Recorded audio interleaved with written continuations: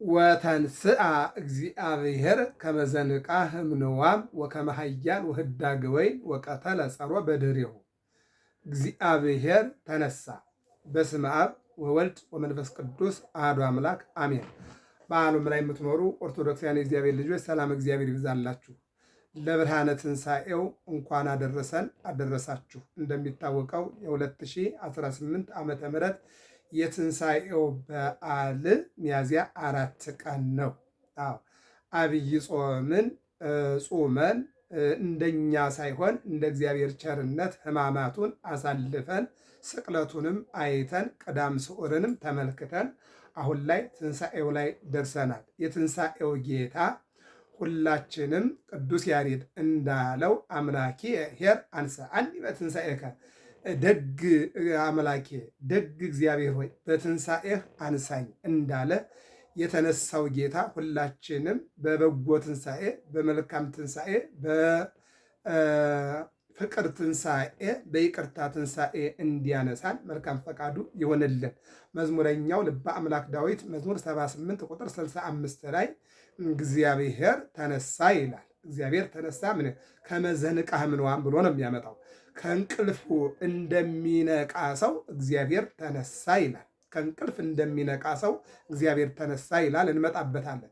ተነሳ ስንል አብርሃም የእግዚአብሔርን ድምፅ ሰምቶ ከካራን ወደ ከነዓን ለመሄድ ተነሳ ይለናል።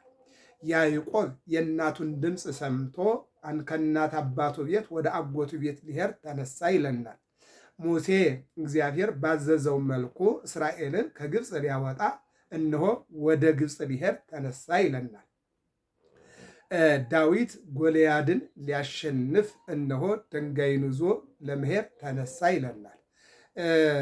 በሌላም መልኩ ኢሳይያስ 70 ዓመት በባቢሎን የነበሩ እስራኤልን እነሆ ከኤርምያስ ከአራቱ ወጣቶች አናንያ፣ አዛርያ፣ ሚሳኤል፣ ዳንኤል ይልቁንም ደግሞ በዚያ ቦታ ላይ የነበሩ እነ አሞጽን የመሰለና እነ ነህምያን የመሰሉ ወጣቶች አሉ።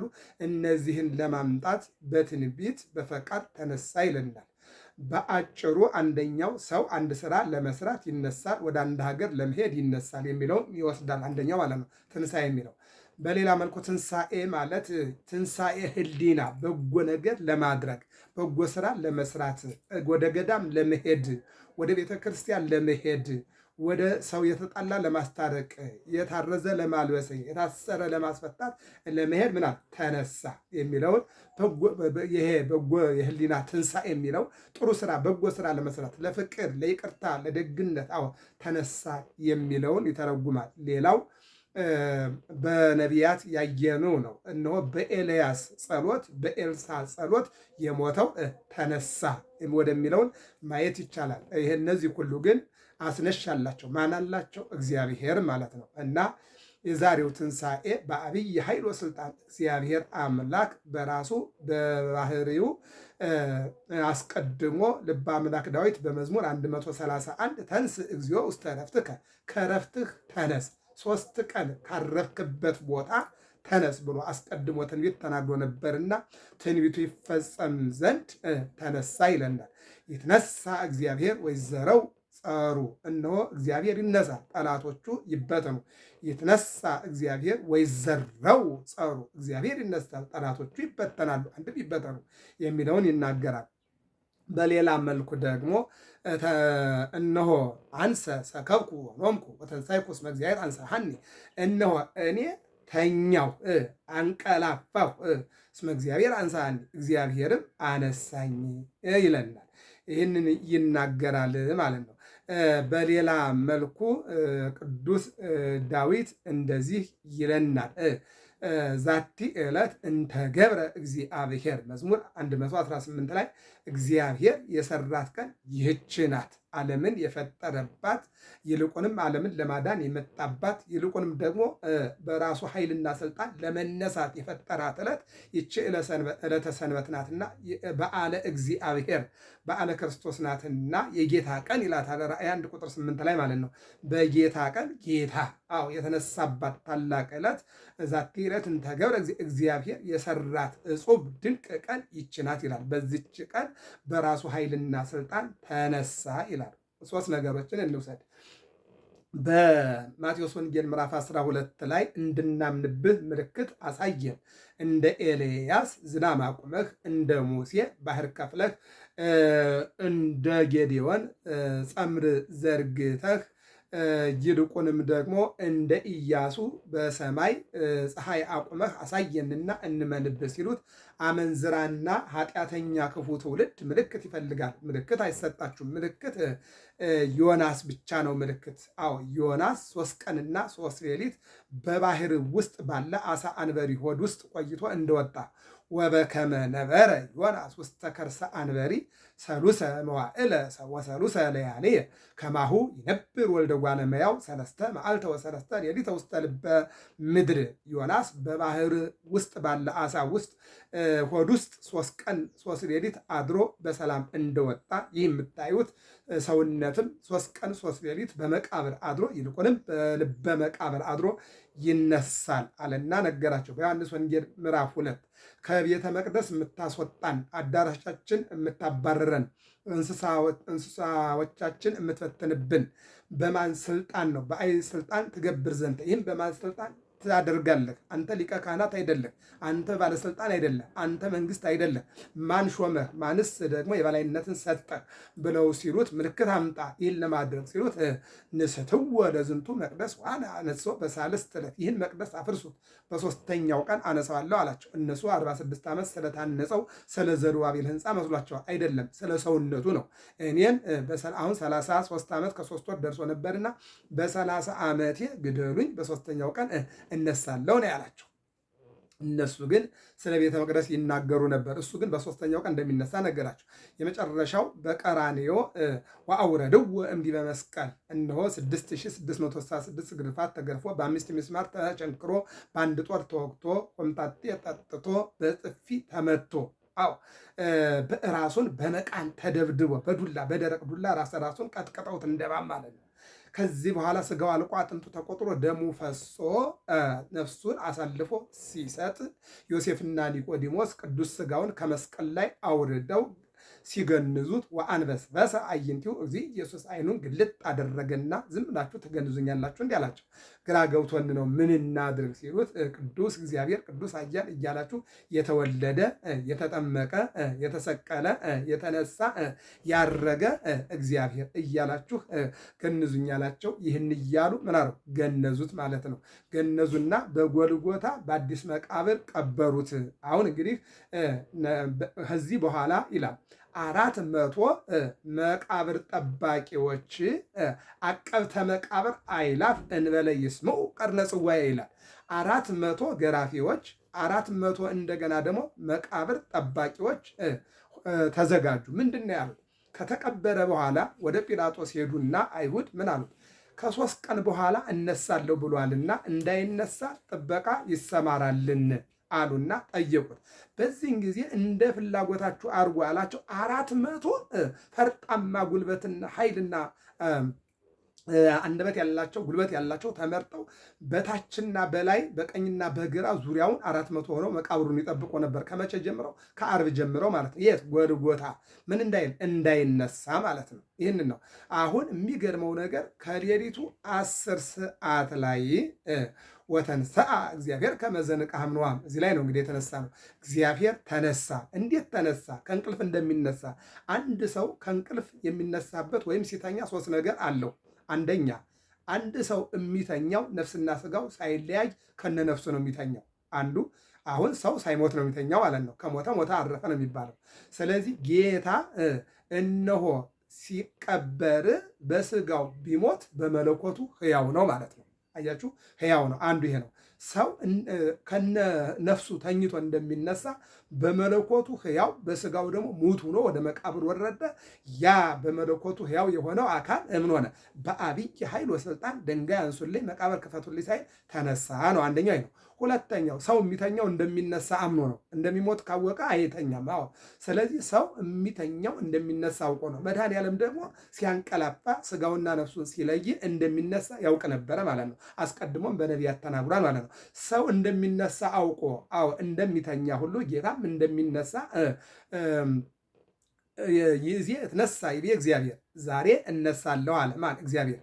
ሬሲ መድኃኒት ተዋግድ ቦቱ፣ መድኃኒትን አደርጋለሁ። ቃለ እግዚአብሔር ቃል ንጹሕ፣ የእግዚአብሔር ቃል ንጹሕ ነው፣ አይታበልም። አዎ እነሳለሁ ብሏል፣ ይነሳል። ያው መቼ? ዛሬ ይነሳለሁ ብሏልና ይነሳል። አስቀድሞ ዳዊት እንደተናገረ በመዝሙር 11 ላይ የተናገረው ትንቢት ነውና አንደኛው ከነነፍሱ አዎ ሰው ተኝቶ እንደሚነሳ በስጋው ቢሞት በመለኮቱ ሕያው ሆኖ ወደ መቃብር ወረደ፣ ተነሳ። ሁለተኛው እንደሚነሳ አውቆ ሰው ይተኛል፣ ይነሳል። ጌታም እንደሚነሳ አስቀድሞ በነቢያት ተናግሮ ነበረና እነሆ ተቀበረ፣ ተነሳ። በሶስተኛው አዎ ሰው የሚተኛው እንቅልፍ የተወሰነ ሰዓት ነው፣ ብዙ ሰዓት አይደለም።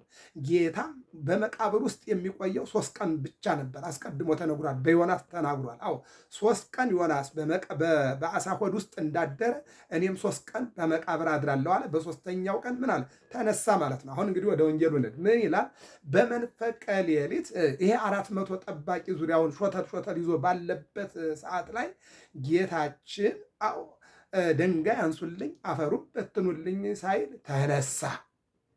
አዎ ወተንሳ እግዚአብሔር ከመዘንቅሃም ነዋም፣ በጣም ባደገኛ እንቅልፍ ውስጡ ነው ብድግ እንደሚል ሰው ብድግ አለ ይላል። ወቀተለ ጸሮ በድሬሁ፣ ጠላቶቹን ወደኋላ መታ ማለት ዲያብሎስን አሰረው፣ አይሁድን አሳፈረ። ገባይታ አይሁድ ወደቁ፣ ትንሣኤውን ማየት አልቻሉም፣ ወደኋላ ወደቁ ይላል። ወቀተለ ጸሮ በድሬሁ አዎ ወተንሳ እግዚአብሔር ከመዘንቃህ እምኗ ወከመሃያም ወህዳገ ወይን፣ እነሆ ወይን ጠጥቶ በኃይለኛ እንቅልፍ ላይ የነበረ ሰው ብድግ እንደሚል በድንገት እንደዚያ በድንገት ብድግ ሲል እነዚያ መቃብር ይጠብቁ የነበሩ ሰዎች ወደኋላ ወደቁ ይላል። በዚህን ጊዜ ተነሳ። ሲነሳ እነ ማርያም መግደላዊት ሌሎቹም በመቃብር ውስጥ አደረ ወይስ አይሁድ ከመቃብር አወጣው አቃጠሉት ወይስ ምን አደረጉት ብለው በሌሊት እነ ማርያም መግደላዊት የማቴዎስ ወንጌል ምዕራፍ 28 ቁጥር 2 ላይ ወተንሰዓት ይላል። ማርያም መግደላዊት ተነሳች፣ ከጓደኞቿ ጋር ወደ መቃብሩ ሄደች። ስትሄድ እነሆ ጨለማውን አልፈራችሁም፣ ድንጋዩን አልፈራችሁም፣ እንቅፋቱን አልፈራችሁም፣ እሾሁን አልፈራችሁም።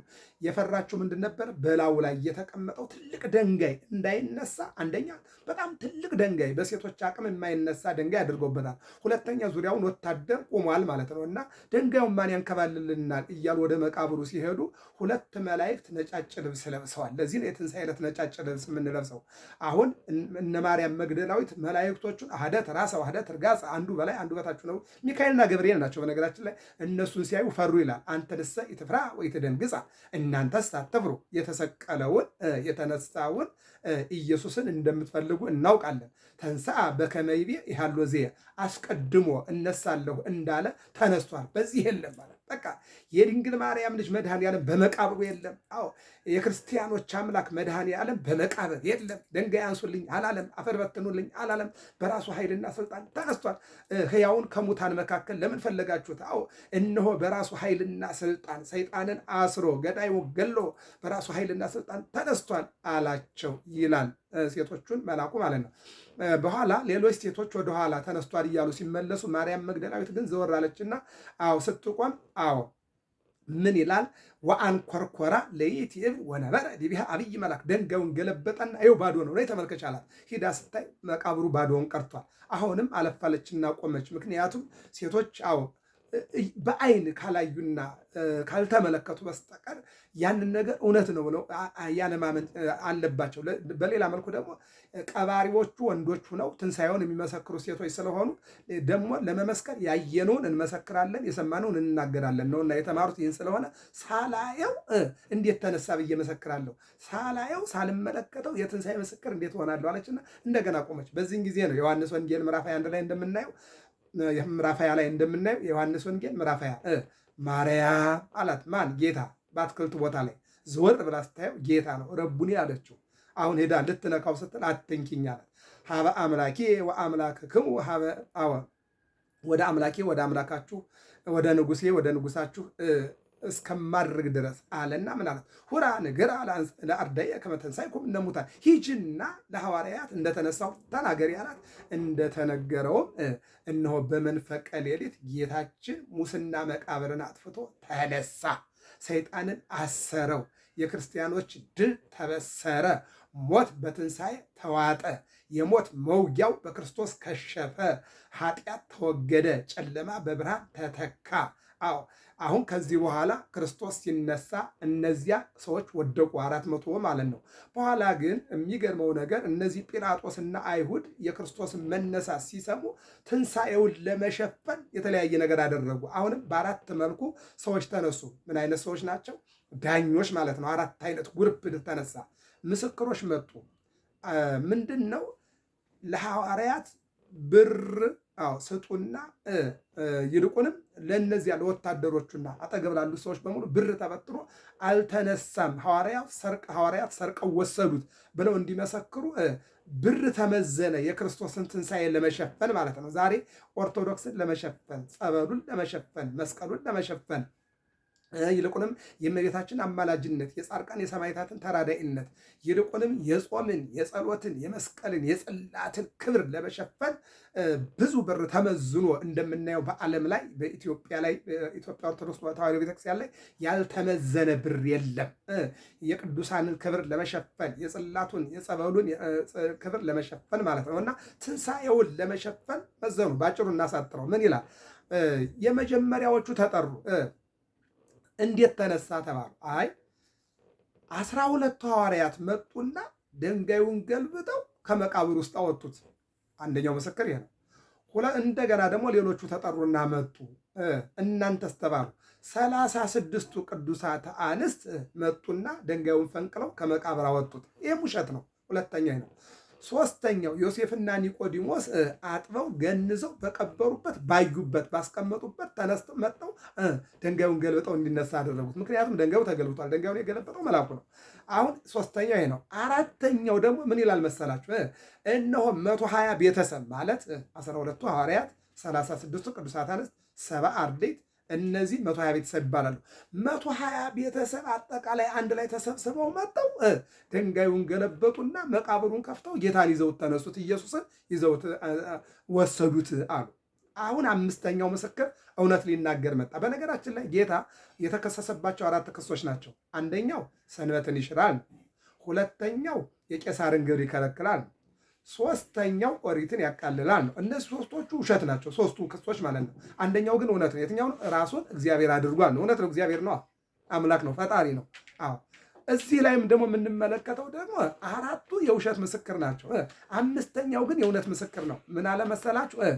እኛ ተኝተን ሳለ እነሆ እኛ ተኝተን አላየንም፣ ተነስቷል፣ አላየንም፣ ተኝቼ አላየሁም አለ። በቃ አምስተኛው እውነት ምስክር ነው። አያችሁ፣ ከአምስቱም በሙሉ ውሸታም አይደሉም። አምስተኛውን ምን አደረገው? እውነት እንዲናገር አለ። ተኝተን ሳለ ተነሳ፣ አለቀ። ይሄ እውነት ነው። ስለዚህ ወተንሥአ እግዚአብሔር ተነሳ። ቀጣዩ ሳምንቱ ሙሉ የትንሣኤው ትምህርት ስለሆነ ይበቃና እንኳን አደረሳችሁ ለብርሃነ ትንሣኤው። ያደረሰና አምላክ ትንሣኤን ከማን ጋር እንዋል? መብላት እየፈለጉ ከሌላቸው ጋራ፣ መጠጣት እየፈለጉ መጠጣት ከሚፈልጉ ጋራ፣ በየሰፈሩ በማህበረሰቡ ውስጥ ያሉ፣ በቤተ ክርስቲያን ያሉ፣ በየሆስፒታሉ ያሉ፣ በየጸበሉ ያሉ፣ በማረሚያ ቤት ያሉ፣ በዚህ ሁሉ ያለውን ብንችል እየሄድን ባንችል ደግሞ በሐሳብ በተለያየ መልኩ እነሆ አብረው ከኛ ጋር እየጾሙ ከጾሙት ጋራ አብረን ምንም ከሌላቸው ሰው ሁነው ተፈጥረው ነገር ግን እንደ ሰው በዓል የሚውሉበት የሌላቸው ክርስቲያን ሁነው ነገር ግን እንደ ክርስቲያኑ አብረው ጾመውና ጸልየው ፋሲካን የሚውሉበት የሌላቸው ብዙ ወገኖች አሉንና አንዳንዶቹ ለመለመን የሚያፍሩ፣ አንዳንዶቹ ደግሞ በመለመን ላይ ያሉ፣ አንዳንዶቹ መልበስ የሚፈልጉ ነገር ግን መጠየቅ የሚከብዳቸው ብዙ አለ። ብዙ ነገሮችን ቤተክርስቲያናችን ይዛለች። ሀገራችን ኢትዮጵያ እንደሚታወቀው ምግብ ተርፏቸው የሚያድሩ አሉ። ምግብ አጣው ደግሞ ቆሻሻ መጣ ገንዳ ላይ አንስተው የበሰበሰ የሚበሉ አሉ። ልብስ ተርፏቸው የሚያማርጡ ሰዎች ባሉባት ሀገር ላይ ልብስ አጣው የተቀደደ የሚለብሱ ራቁታቸውን የሚሄዱ አሉ።